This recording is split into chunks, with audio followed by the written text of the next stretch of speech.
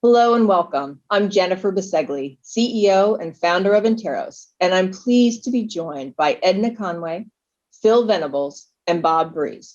Our panelists are leaders of security and resilience at public companies and government institutions, builders or operators of arguably the world's most complex infrastructure, essential to national defense, public safety, and economic growth. We're going to spend the next 20 minutes or so asking our guests to talk about their experiences managing resilience, short and long term. We'll dig into the complexities of cyber risk as a conduit for other kinds of risk and disruption in global supply chains, and end with their vision of outcomes, downslide protection to improve enterprises' ability to handle the next inevitable punch to the supply chain and or serve as a source of competitive advantage. Panelists, let's start off with some questions about the relationship between resiliency and security. So Edna, let's start with you. Why resilience? You've moved from managing the security of the supply chain of one of the world's largest providers of information and communications technology to the responsibility for the security and resilience of Azure, Microsoft's intelligent cloud platform. A couple questions to get started. One, what were some of the challenges that you've lived through in the supply chain along the way? And two, how have they shaped your view of the relationship between resilience and security? So first, let's recognize that we operate really in a hyper-connected world, and third-party ecosystems, as you know so well, continue to expand. But I think I'll ask you to think about this with me. I believe that we're increasingly relying on platforms, and that in and of itself adds additional opacity to our third-party ecosystems. To make that real, we should ask ourselves, what does ensuring a cloud platform is secure and resilient actually require? So to start, I think we have to agree on what the words mean. For me, secure means to ensure the integrity of every operation, transaction, and workflow across that platform and deliver that productivity free of compromise. For me, resilience equals proactively monitoring and preparing for the wonderfulness that the world brings to our doorstep every day as we're doing this together, not live in the same room due to a global pandemic, but do that while seamlessly delivering continuous quality and service. So you asked about some challenges that I've faced over the many decades of work in this area. And I think I'll give you just three. First, IT-OT convergence and the proliferation of IoT and IIoT really require us to think about the most effective ways to drive security to achieve that continuous integrity is the device used, right? Look at the device. Who is involved in that device? Here's an answer. Build security into the integrated circuits that go into those IoT and IIoT devices and ensure continuous integrity and allow monitoring. One aspect of a real challenge that we're all dealing with today.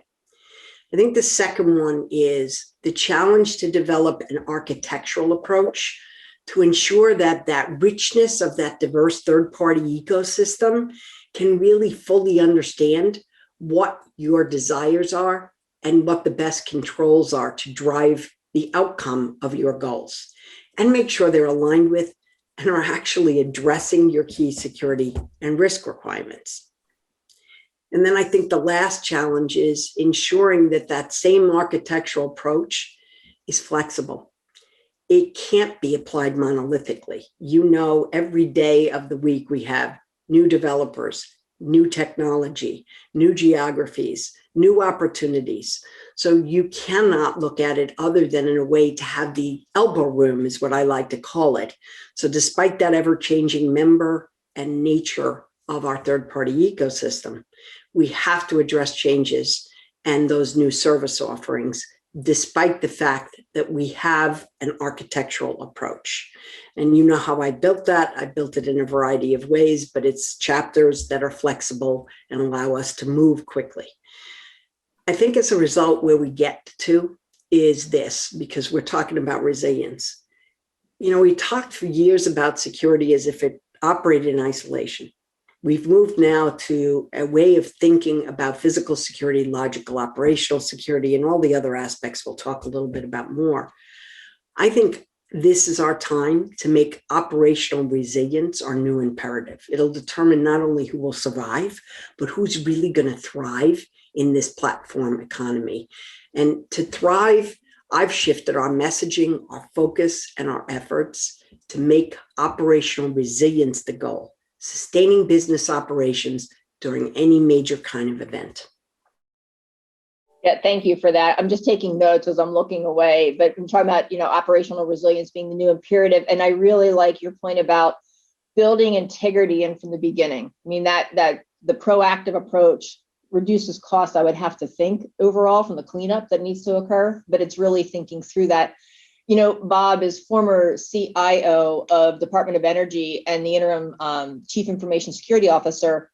An organization spanning academic open research institutions, as well as the responsibility for nukes, where Edna talks about building in flexibility. Maybe you might not have as much flexibility when you talk about, the nuclear aspect of what we do. Is there a difference between the day-to-day of operational resilience when you're talking about that industry, if you will, or focus, and what it takes to ensure resilience on a longer time frame that you might be thinking about quarterly versus annually? Yeah, thanks, Jennifer. And I think Edna teed that up really well about, the complexity and the ever-changing environment. And, we know not all challenges to resilience are created equal. And those challenges come from inside your organization and they come from outside your organization.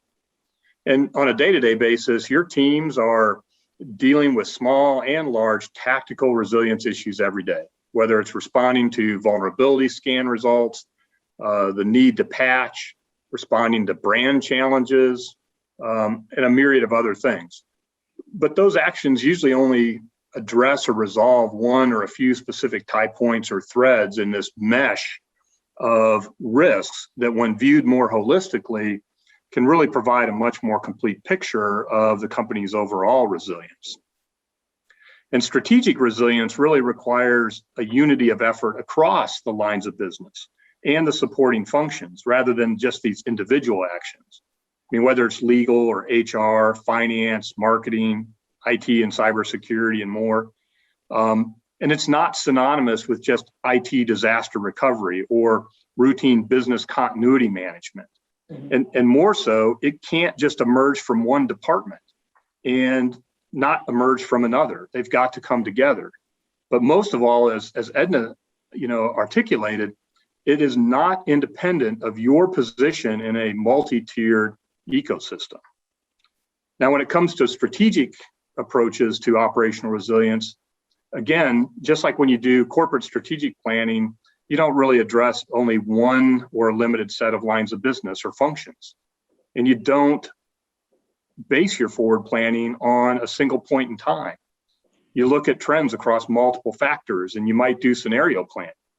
And the same really goes with your third-party relationships and the impact of their third-party relationships and so on. I mean, you have defined business capabilities and you have defined business processes, and you have those things mapped. And it makes perfect sense that you'd want to have your multi-tier supply chain relationships mapped. Likewise, you monitor those processes for effectiveness and efficiency. On the IT side, we monitor our cyber systems to make sure that we're remaining secure and operationally safe. And likewise, you should be continuously monitoring, or as continuously as possible, monitor your multi-tier relationships and evaluate that data longitudinally to identify trends. And then finally, you can use that to start to do some modeling and model those multi-tier relationships, evaluate the impact of those potential scenarios, and develop some potential outcomes as a result of that analysis. And then, as a result of that mapping, monitoring, and modeling, you can start to come up with some preemptive or, proactive steps that you can take to mitigate risk, but also pre-stage some reactive responses that you might take when some of those scenarios are realized. Yeah, I think really good points. And, one of the things that just struck me, Phil, as we look to you, Bob talked about a lot of things from a strategic standpoint, and we also teed him up to talk about Department of Energy and the nuclear side, which is a very physical, a lot of Edna's background is a very physical supply chain. Having spent 20 years at one of the world's premier financial services organizations responsible for cyber and corporate risk, and now security at Google Cloud, a lot of what you've actually had to focus on is more of a digital supply chain versus a physical supply chain. So let's kind of shift from being more the strategic that Bob went through and talk a little bit cross-industry. What is your Goldman Sachs past self, if you will, asking your Google self to do a little bit differently in effort to help it achieve and maintain resilience? Yeah, I think it's interesting. I think just stepping aside for kind of a minute, just think generally, I think most major organizations now have or are realizing that the cloud, or at least the hyperscale cloud providers like us, are less of a risk to be managed and more of a means of managing their security and resiliency risk. To the point that Ed and Bob have made as well, is that when you think about the innate resilience of some of the global cloud platforms, for all but the largest of businesses, and even arguably even the very largest of businesses, you'd be hard pressed to be able to tap into the degree of geographic as physical as well as logical resilience that you can get in building on the cloud platform in that way. So I think, in my former role, and I think the same is true for a lot of enterprise CISOs and chief risk officers, I think everybody's thought is how to safely migrate more things to the cloud to take advantage of that inherent security and resiliency that comes with the economy of scale as a cloud provider. But one of the things I in my past role talking to my current role is kind of exactly the thing I've taken with me into Google, which is this constant focus every day about how do we keep moving from the shared responsibility model of cloud customer to cloud, and more to something that we're increasingly calling and having a mindset of a shared fate approach, whereby we're reaching across that line of shared responsibility and providing better tooling, better secure and resilient defaults, blueprints and secured and resilient landing zones for customers to build on. And then increasingly, not just for their operations in Google Cloud, but a lot more of our products and capabilities are about helping customers in any cloud as well as on-premise, because I think the ultimate challenge, again, in this world of thinking about end-to-end operational resilience for all customers' business services, has to recognize that they're not just running on one platform, they're running on this combination of platforms plus their on-premise environment. And that's going to change month by month, if not day by day, and overlaying operational resilience on that with more sophisticated tooling and risk transparency is going to be a key thing, I think, for all customers. And that's certainly what I was driving for in my past role, and I'm certainly still driving for in my current role. Yeah, I love that. I want to stick with you for a second. So we've kind of talked about the platform perspective Edna laid out, and we talked more strategic with Bob, kind of pulling the thread a little bit on some of the things you just talked about. Let's get the next layer down, if you will, as far as some of the supply chain risks and complexity. As actually Edna and Bob laid out as well, they're multi-party, multi-tier. Most of the accounts, and I think Edna actually said this, are pretty opaque, and they're beset by multiple kinds of risk, where downstream supply chain exposure can be just as devastating as the direct risk you feel yourselves. We did a study a few months ago, and I don't know about you guys, but this whole year's kind of run together for me. So maybe 6 months ago, where we got the response from 450 executives that said only 2% of them were really asking about their second or third tier supplier. In the financial world, it's your fourth and fifth, party, which was really surprising to me. So, I guess, Phil, continue to pull that thread. How do you think organizations should think about what risks come from their fourth and fifth parties, and what other risks are you focused on besides kind of just the cyber resilience that can really manifest and disrupt what you're doing? Yeah, when you look at a digital supply chain in particular, a lot of organizations now, it's probably less for us as a platform, but certainly for a lot of our customers, whether they're the so-called digital native businesses or major enterprises, are increasingly a collection of service providers, vendors, and software providers and platforms interconnected through APIs. And those vendors, to your point, have their own vendors that are your fourth parties and so on down to fifth and even sixth parties and beyond. And one of the things that's increasingly challenging for a lot of companies is to get that visibility. And that's not just in the digital supply chain, but especially in the physical supply chain for companies that are in manufacturing and shipments and other businesses where they have that physical supply chain dependency. Understanding what's lurking out there in those fourth and fifth parties, again, not just for cyber and resiliency in general, but it could be other things like legal and compliance risks, related risks such as sanctions risk, and really understanding what's out there in the supply chain and continuously looking at the scenarios that could affect that supply chain and making sure that the organization is comfortable from a risk tolerance perspective with what scenarios could impact the supply chain, and in fact, what adjustments they need to do to make that supply chain risk decrease under a different range of scenarios. But fundamentally, the real kind of blocker for a lot of this that I think a lot of companies find is just the insufficient transparency beyond their immediate third parties, especially for fourth parties where they don't otherwise have a direct relationship with. Well, I couldn't agree more. And Edna, I'm going to come back to you in a second, but just to kind of tee it up, you talked about the platforms and we've been talking about the multiple tiers. So how do we start building agility into what used to be more of a platform? And as Phil said, starting to take into consideration what adjustments need to be made. So I'm coming to you in a second, but before I do that, Bob, Phil just talked about the fact that, you're with multiple service providers. So, could you talk a minute to, as hybrid or multi-cloud ecosystems evolve and direct visibility of the threats, like Phil was just going through, and vulnerabilities that potentially impact your business is problematic because you really can't see it. How do you test for that type of resilience? And, Phil just talked about scenarios. Would love to get your perspective as well about that whole what ifs perspective that's needed to manage risk in the multi-tier, multi-party relationships that you outlined. Yeah, well, thanks. I was going to jump on what Phil was saying about scenarios. And, as I had mentioned, scenario planning earlier is just that, you can build on techniques that we've used in a number of different, operational areas. And, I think you can do detailed tabletop wargaming or ultimately operational testing of the decisions that you've made regarding your strategic supply chain risks.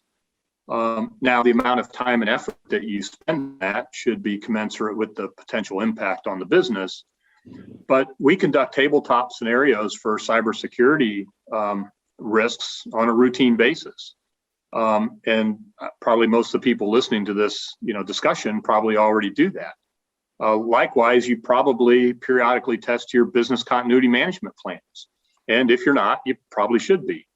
And the same thing goes with supply chain resilience. I mean, why wouldn't you say, hey, what if I tabletop some of these scenarios? And granted, I may not have deep understanding of what's going on in my fourth and fifth tier parties, but I can make some assumptions of, hey, well, what if this happened?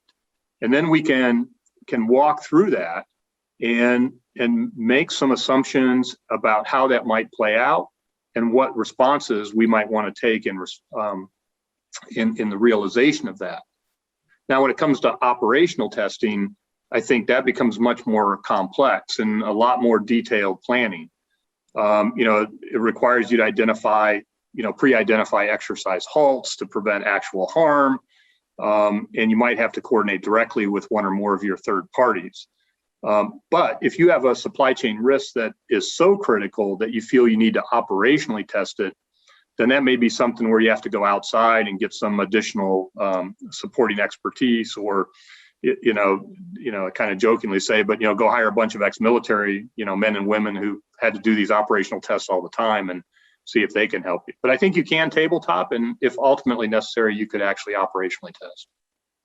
No, I think really good points. I do think that, there's not a lot of folks that were actually went to school for supply chain risk, but to your point, there's a lot of pulling from other industries because these aren't necessarily new skill sets. It's just a new way of thinking, which I do think takes us back to Edna, where you started us. Can you tell us a little bit about how to, as I mentioned, Phil talked about adjustments that need to be made. The way even, all the years that we started, people kind of had, you need a model to follow, and it became a compliance activity versus an operational resilience. So talk to us a little bit about how to organize for agility. And then how have you actually built, aligned, and driven risk management, security initiatives, and evolved the organization's ability? Because this isn't a silo anymore, right? The enterprise needs to care. So the organization's ability to adapt and get ahead of any sort of disruptions that are just going to happen. And we know they're going to happen even if we just pay attention to the last 14 months of our lives. Absolutely. So look, I love 3s and 4s. So I think I'll leave you with 4 fundamental things that we must do to get to secure and agile, because we require both of them. And one might be somewhat surprising, but I believe that we all have to recognize that we must, not we should, we must participate in public-private partnership and international standard setting. Without having a voice, the nature of what can be posed on the private sector can effectively eliminate agility and actually lead to a suboptimal compliance culture, as we were just describing. So get yourself at the table, whether it's individually or through an industry group, or at least be aware of what's going on. I think the second thing is to drive across your enterprise and across your third-party ecosystem a culture of relentless awareness and monitoring of global events using open source intelligence, information sharing networks. Heck, use Bloomberg, use Business News, because playing catch up 3 days late puts you squarely in the deficit column on resilience. I think the other thing I'd offer is, I'm going to go back to something that Jennifer, is near and dear to my heart, a comprehensive architectural approach. And you have to do that both on the security and the operational resilience side. So I started to talk about this. Let me refresh. When I say a comprehensive approach to security, I think you have to include physical security, logical operational security, behavioral security, information security, IP protection, and privacy. And those have to flow together along with an approach to risk management and resilience that allows you to focus on what is essential to continuing your operations for your enterprise or government in a world-class manner.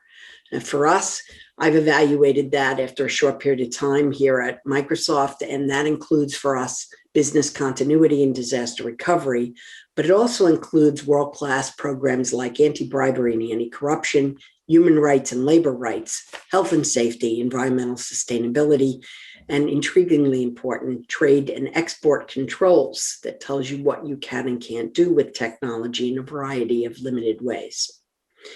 But I'll leave us with something that I think is, for those of us who grew up in operations particularly and know supply chain so well, I've sort of lifted and shifted into security, something that is a concept from supply chain. So it was dubbed by Professor Hao Li back in 2004 or so, the AAA supply chain. And let me share what those 3 A's are: an agile, an adaptable, and aligned supply chain. I think we need to take that and actually weave it into our approach to operational resilience. And I apologize, there is a 4-legged creature who is now letting you know that he also believes that we need to be operationally resilient. And apparently at the moment, we are not engaging it to his level of satisfaction. So how that plays out is operational resilience is built on action. Go on a listening tour, find out everything your org does. Find out what the third parties and the fourth parties do to the extent you can, and keep going across your enterprise. Then narrow that down to a set of what I call activities. Your controls should be based not on who, not on where, but on what. And what is defined by a set of parameters that then include who and where. Don't be monolithic. Build your architecture flexibly around those activities, so that not every one of your controls or requirements applies to everything and everyone, regardless of what they're doing. Come up with a well-mapped alignment of activity to risk to control. It'll serve you well when you need to swiftly change. And it'll allow you to engage in that flexibility we've all talked about as change happens. I mean, how many of us had AI controls 30 years ago? Let's be honest, we didn't.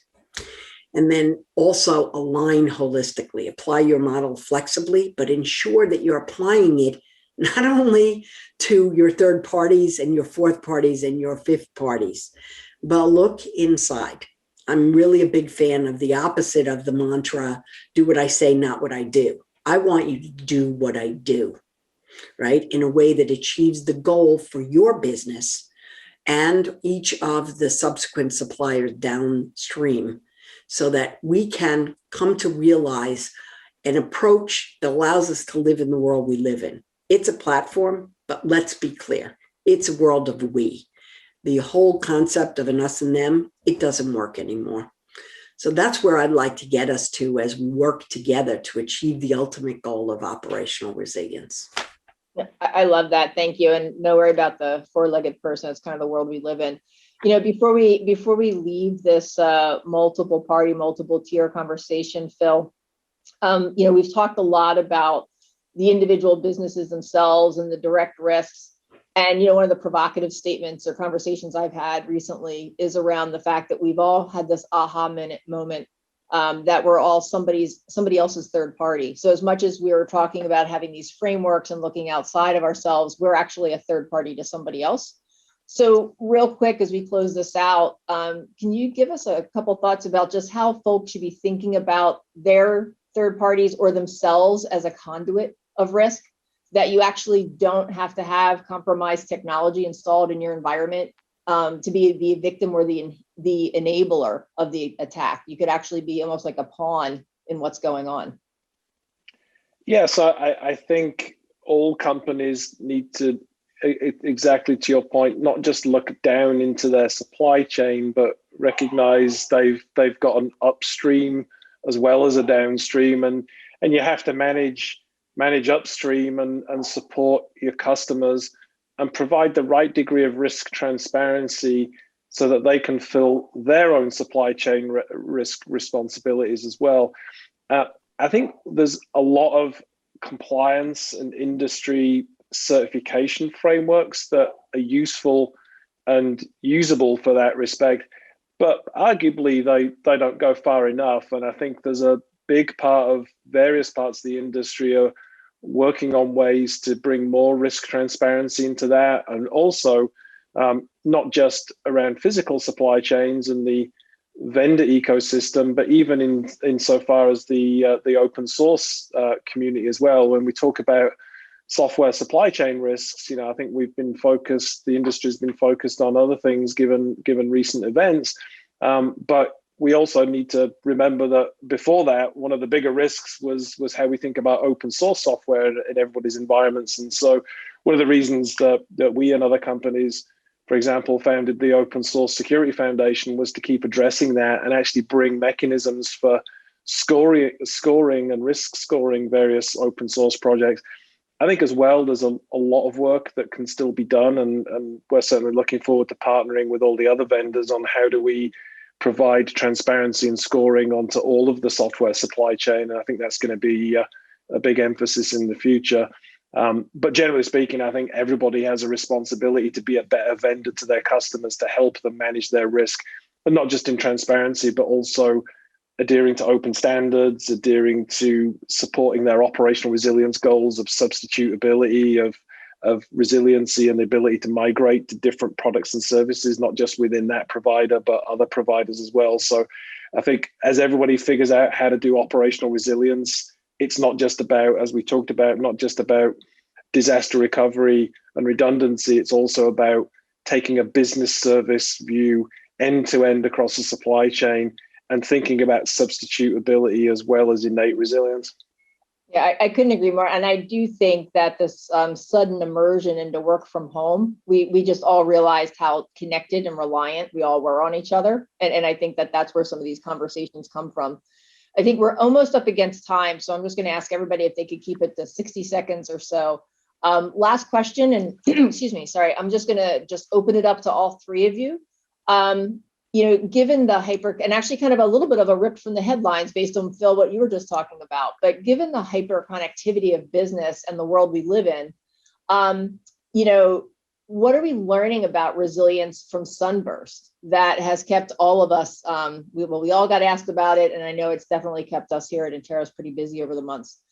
So what have we learned about resilience and how just connected we all are, and how one business event and our partners can be used as a conduit to each one of us? And then a little bit provocative, but what do you think the government's role is in enforcing resilience for the largest too big to fail providers? And Bob, I'm actually going to start with you and then go to Phil, and we'll let Edna have the last word because I really enjoy Edna's last word. Excellent. Well, I think we've covered a number of things, and I think Sunburst really shows that these things about what risks do we need to think about in our supply chain and for overall organizational resilience and the scenario planning and things like that. And so really digging hard and thinking hard about finance and cybersecurity and regulatory and geopolitical or business and operational risk and ethical sourcing and governance. Edna raised that, really thinking hard about those things with respect to your supply chain. I mean, in the end, critical infrastructure and the defense industrial base have a number of laws and regulations that are already being used to try to shore up any potential, gaps in the supply chain for those critical areas.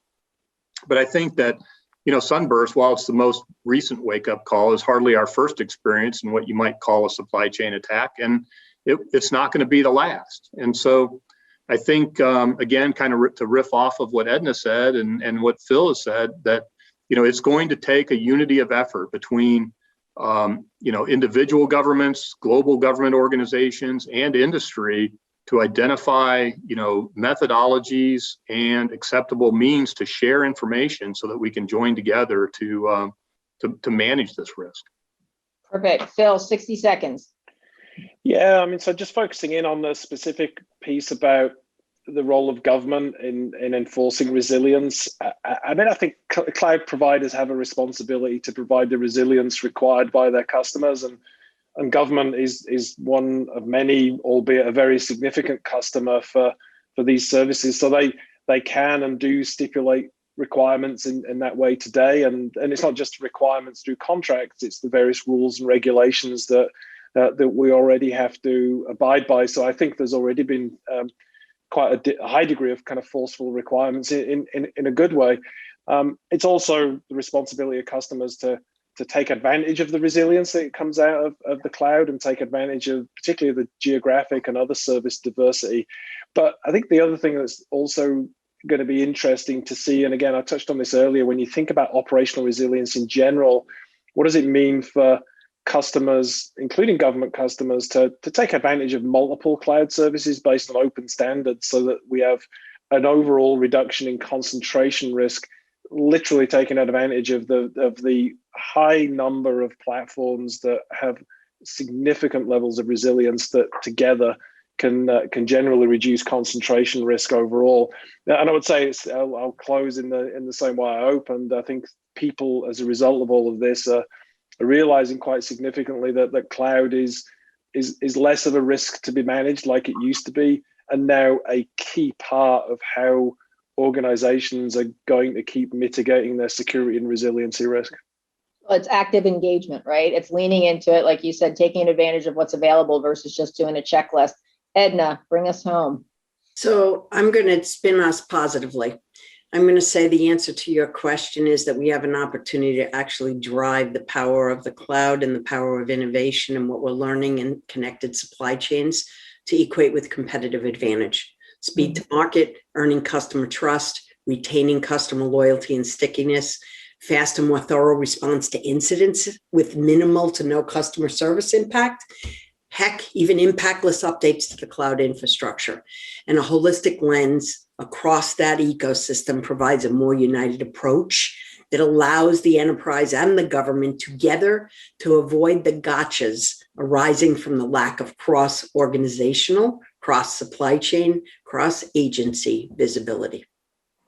I love it. And just thinking about it, could we have had this conversation 10 years ago, and could we have ended that active and that positive? So Edna, Bob, and Phil, I want to thank all of you for sharing your insights with us today and honestly being so candid, right? Especially on that last one.